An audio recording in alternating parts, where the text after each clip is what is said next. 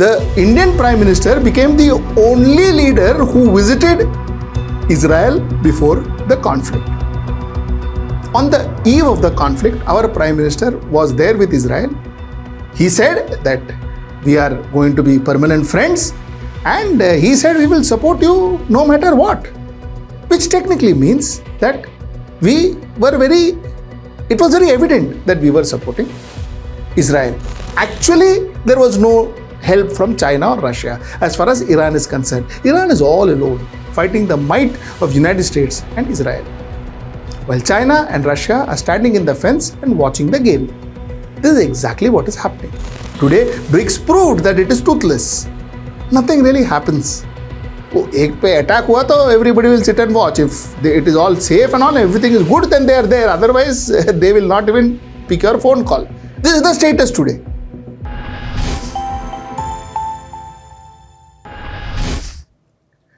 Namaskar. Welcome to another episode of Editorial.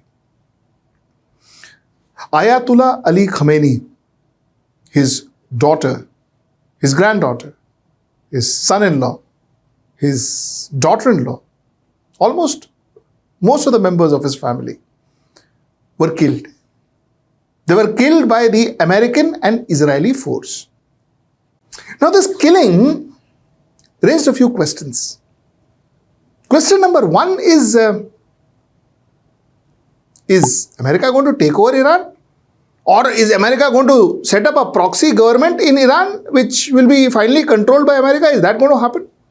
Question number two is, where does India stand in all of this? Are we with America and Israel? Are we with Iran? Or are we in the middle as we used to be? Where do we stand?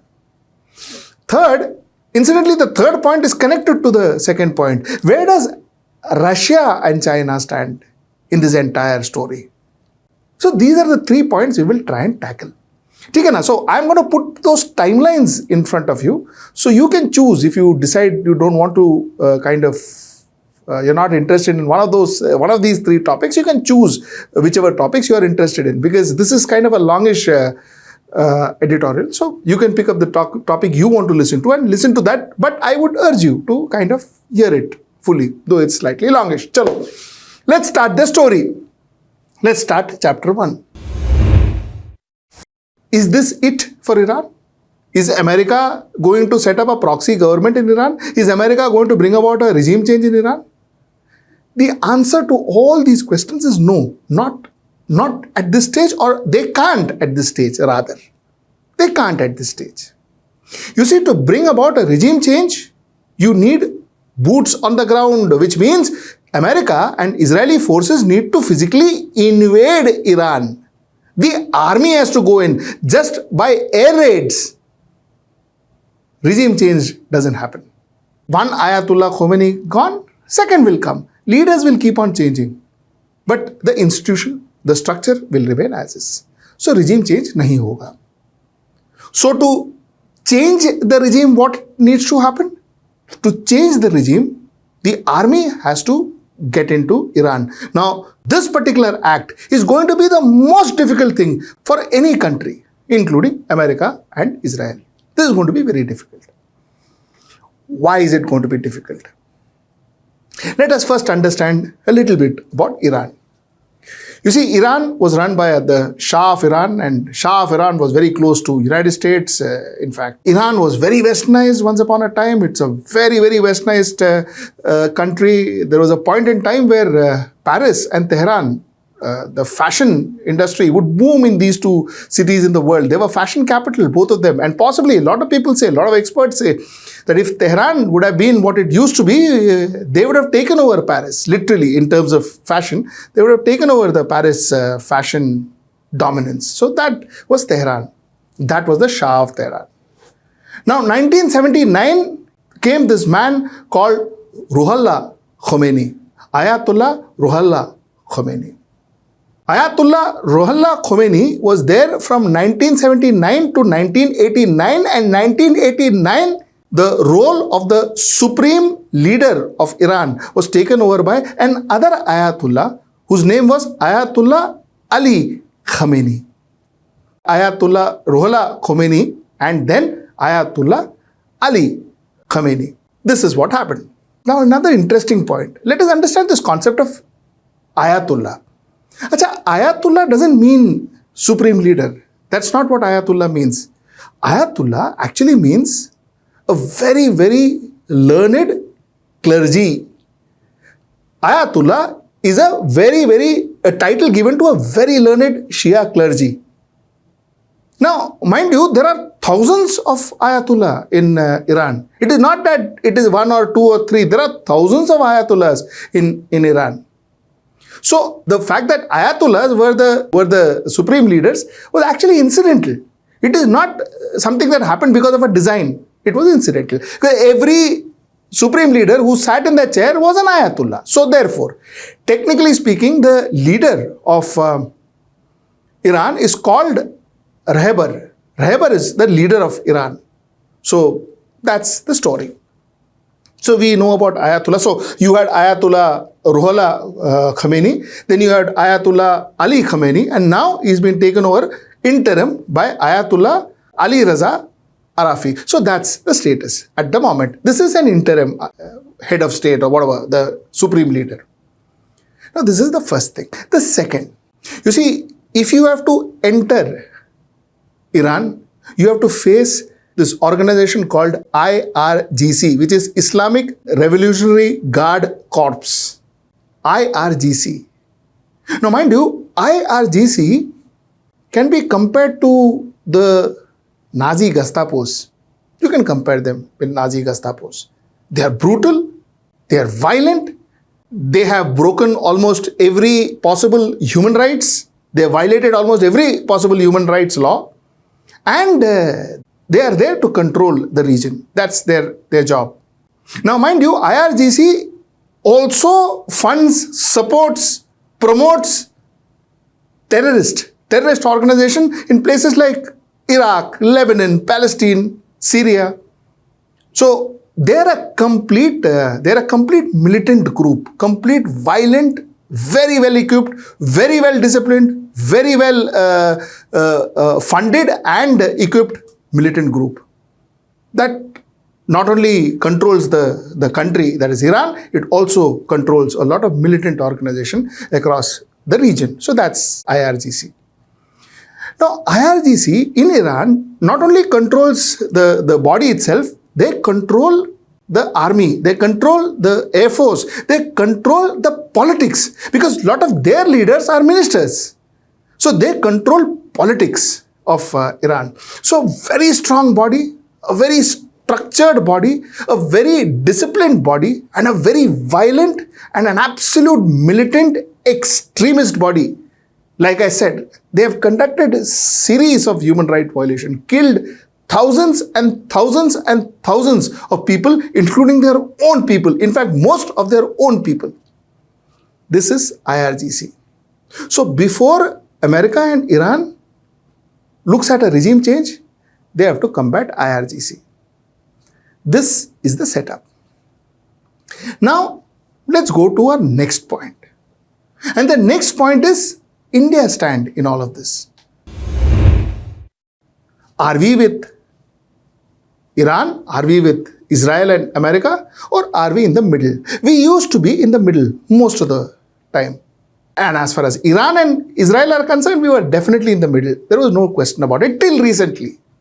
Till recently, when the Indian Prime Minister became the only leader who visited Israel before the conflict.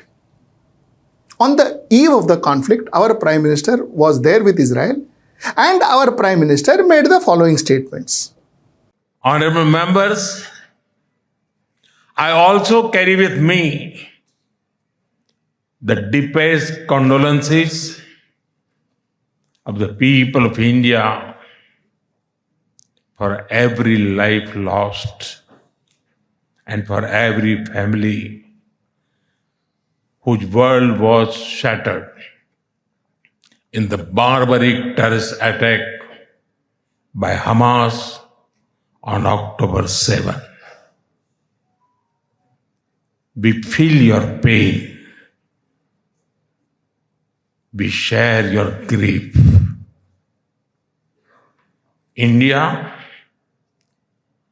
stands with Israel firmly, with full conviction in this moment and beyond. He said that we are going to be permanent friends, and he said we will support you no matter what, which technically means that it was very evident that we were supporting Israel in this particular war. The fact that our Prime Minister condoned the bombing in UAE but did not speak anything about the killing of Ali Khamenei also kind of endorses that fact. So in this war, for the first time, India, who otherwise, like I said, would have been in the middle, is now seen as supporting Israel and the United States force. This is where we stand. ठीक है. I told you the third point. The third point I wanted to talk about Russia and China, and I told you that Russia and China stance also relates to the India factor. And I will tell you what I mean by that. You see, China, especially China, then I will come to Russia. China and Iran shared a beautiful relationship.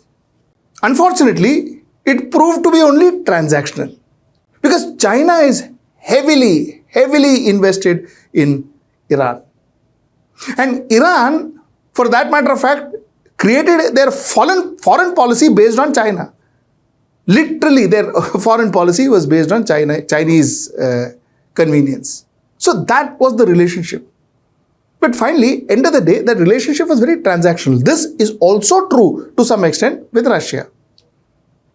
So a lot of people were hopeful, I would say. A lot of people knew that it would never happen, but a lot of people were hopeful that China and Russia would come to the aid of Iran, which they didn't. Lip service, yes, they will go and talk to United Nations, they are going and talking to other forums and all that, but actually there was no help from China or Russia as far as Iran is concerned. Iran is all alone, fighting the might of United States and Israel, while China and Russia are standing in the fence and watching the game. This is exactly what is happening. Unfortunately, this proves a very, very important point that, you see, all this myth about the world order is going to be bipolar and multipolar and all that is actually a myth, nothing but a myth. It proves that end of the day, the world was unipolar after the end of USSR and it is going to remain unipolar for a long time. And that power, that single power will be United States of America. I will tell you what I mean by that. You see, let's look at two wars that happened. One is the Russian invasion of Ukraine, and the second was the American invasion or American attack on Iran, American-Israeli attack on Iran. Look at how Europe supported Ukraine. Europe supported Ukraine with money. Europe supported Ukraine with arms, ammunitions. Though America was kind of dilly-dallying, but Europe ensured that even America was forced to support Ukraine. Forced to support Ukraine. That's the power of Europe. They have organizations like NATO, which not only talks about len-den, transactional and economic, but they also talk about defense. An attack on one is an attack on all. As far as Russia and China is concerned, they couldn't bring about any such organizations, including BRICS. Today, BRICS proved that it is toothless. Nothing really happens. Ek pe attack hua to everybody will sit and watch. If it is all safe and all, everything is good, then they are there. Otherwise, they will not even pick your phone call. This is the status today. So the fact remains that Russia and China proved that being friends with them is good. But being an ally with them, hoping that they will come to your rescue, well, that's too much to expect. Chances are they will not. And what happened to Iran could happen to anybody. Now I told you the Indian stands and Russia-China is connected. Now look at why possibly India took that stance of going and meeting Benjamin Netanyahu. The reason possibly why Modi went and met Benjamin Netanyahu is because Modi knew that, just by siding with Russia and China and all that, if there is a problem tomorrow, they may not come for his rescue. And Modi also knows that, what they talk about in India is a different issue, but internationally, he needs support. And that support he thought was easily available with America and Israel, and not so much with Russia and China, because Russia and China will never give you defense support. Now, whether that decision was right or wrong is a different issue. That we will talk on a different day. Today, I want to give you the basic understanding of the way, at least I see it. So, that's the Indian stand.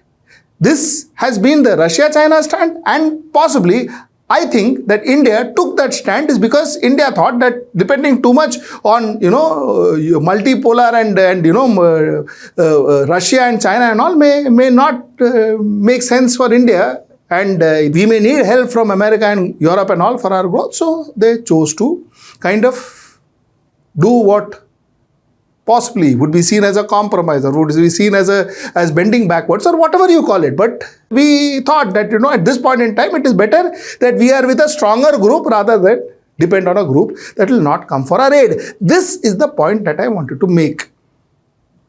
Let me know your comments. Let me know your feedback. And till we see you again, that's tomorrow at 10. Namaskar.